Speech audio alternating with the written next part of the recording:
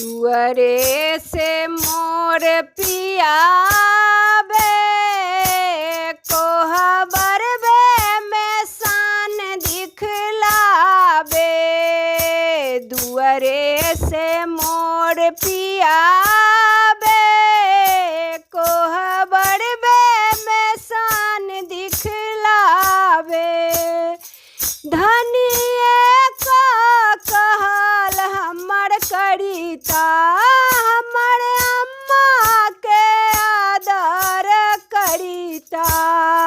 तोहर अम्मा न मोर मन भावे कोहबर बे में नखरा दिखावे।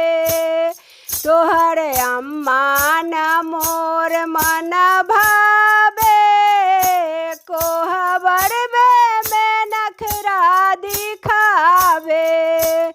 दुअरे से मोर पिया बे कोहबर बे में शान दिखलावे।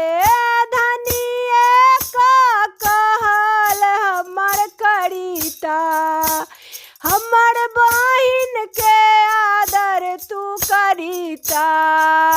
तोहर बहिनी न मोर मन भावे कोहबर बे में ठुनका चलावे।